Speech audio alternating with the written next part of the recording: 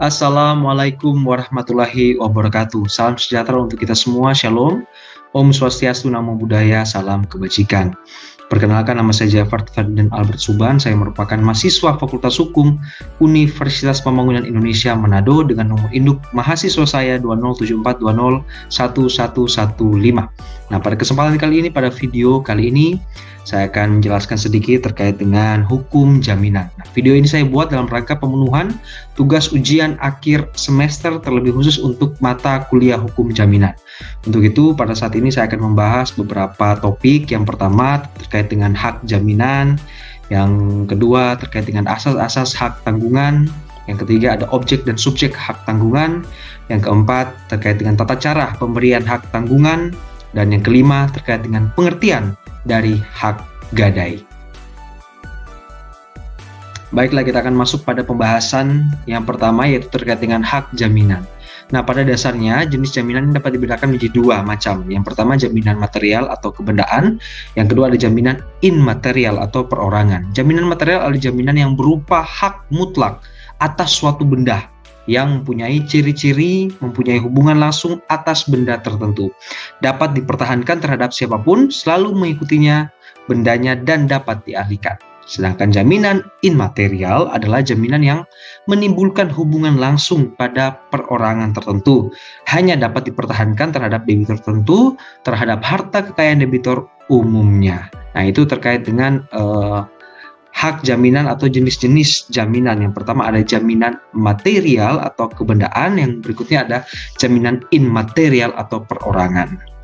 Nah, yang berikutnya saya akan bahas terkait dengan asas-asas hak tanggungan. Jadi di dalam Undang-Undang Nomor 4 Tahun 1996 dikenal beberapa asas hak tanggungan, yaitu yang pertama dapat dijadikan jaminan untuk utang yang baru akan ada di pasal 3 ayat 1 Undang-Undang Nomor 4 Tahun 1996. Yang berikutnya dapat menjamin lebih dari satu utang. Nah, ini pada pasal 3 ayat 2 Undang-Undang Nomor 4 Tahun 1996. Mengikuti objek dalam tangan siapapun objek itu berada, sesuai pasal 7 Undang-Undang Nomor 4 Tahun 1996. Yang berikutnya wajib didaftarkan. Nah, ini menurut pasal 13 Undang-Undang Nomor 4 Tahun 1996. Yang berikutnya terkait dengan objek dan subjek hak tanggungan. Nah, pada dasarnya tidak setiap hak atas tanah dapat dijadikan jaminan utang, ya. Tetapi hak atas tanah yang dapat dijadikan jaminan harus memenuhi syarat sebagai berikut. Yang pertama, dapat dinilai dengan uang karena utang dijamin berupa uang. Yang berikutnya termasuk hak yang didaftarkan dalam daftar umum karena harus memenuhi syarat publisitas. Yang berikutnya mempunyai sifat dapat dipindah tangankan karena apabila debitur cedera janji, benda yang dijadikan jaminan utang akan dijual di muka umum. Yang berikutnya memerlukan penunjukan dengan undang-undang. Nah, dalam pasal 4-7 Undang-Undang Nomor 4 Tahun 1996 dapat ditunjuk secara tegas hak atas tanah yang dapat dijadikan jaminan utang. Ada 5 jenis hak atas tanah yang dapat dijaminkan hak tanggungan. Yang pertama ada hak milik, hak guna usaha, hak guna bangunan, hak pakai, ya, baik hak milik maupun hak atas negara. Yang berikutnya hak atas tanah berikut bangunan, tanaman, dan hasil karya yang telah ada atau akan ada merupakan satu kesatuan dengan tanah tersebut dan merupakan hak milik pemegang hak yang pembebanannya dengan tegas dan dinyatakan di dalam akta pemberian hak tanah yang bersangkutan. Yang berikutnya saya akan bahas terkait dengan tata cara pemberian hak tanggungan. Prosedur pemberian hak tanggungan sesuai dengan ketentuan pasal 10 Undang-Undang Nomor 4 Tahun 1996 adalah sebagai berikut. Yang pertama, didahului janji untuk memberikan hak tanggungan sebagai jaminan pelunasan utang tertentu yang merupakan bagian yang tak terpisahkan dari perjanjian utang piutang.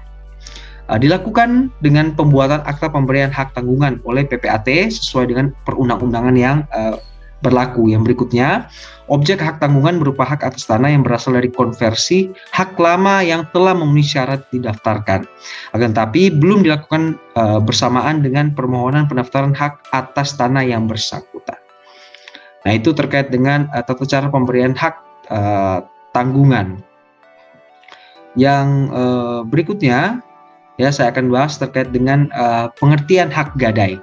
Nah, menurut KUH Perdata, gadai adalah suatu hak kebendaan yang diperoleh seorang berpiutang atas suatu barang bergerak yang diserahkan kepadanya oleh seorang berutang atau oleh seorang lain atas namanya, dan memberikan kekuasaan kepada si berpiutang itu untuk mengambil pelunasan dari barang tersebut secara didahulukan daripada orang-orang berpiutang lainnya, dengan pengecualian biaya untuk melelang barang tersebut dan biaya yang akan dikeluarkan untuk menyelamatkan setelah barang itu digadaikan. Ya, biaya-biaya mana yang harus didahulukan. Nah, berikutnya menurut Prof. Subekti, dengan mengacu pada pasal 1150 KUH Perdata, ya, ini disebutkan di sini suatu hak kebendaan atas suatu benda yang bergerak kepunyaan orang lain yang semata-mata diperjanjikan dengan menyerahkan besit atas benda tersebut dengan tujuan untuk mengambil pelunasan suatu hutang dari pendapatan penjualan benda itu lebih dahulu dari penagih-penagih lainnya. Nah, itu terkait dengan pengertian dari hak gadai. Baiklah Bapak Ibu, sedemikian jauh tadi saya sudah menjelaskan ya terkait dengan beberapa poin dalam materi hukum jaminan. Semoga apa yang saya sampaikan ini dapat bermanfaat meskipun hanya sedemikian singkat. Dan akhir kata, sebelum saya akan menutup video ini, saya ingin mengajak kepada kita semua yang baru lulus mungkin dari sekolah menengah atas, ingin melanjutkan studi ke perguruan tinggi, ataupun sudah lama lulus dan ingin lanjut studi, mari Jo, tolong bergabung di Universitas Pembangunan Indonesia yang ada di Manado. Kenapa gabung di UNPI?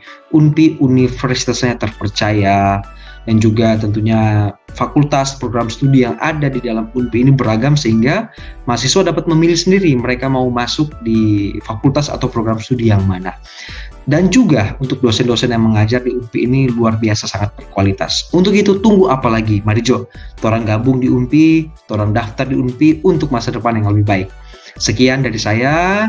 Terima kasih, saya Jeffert Ferdinand Albert Suban mohon pamit undur diri. Terima kasih dan sampai jumpa pada kesempatan yang berikutnya. Terima kasih.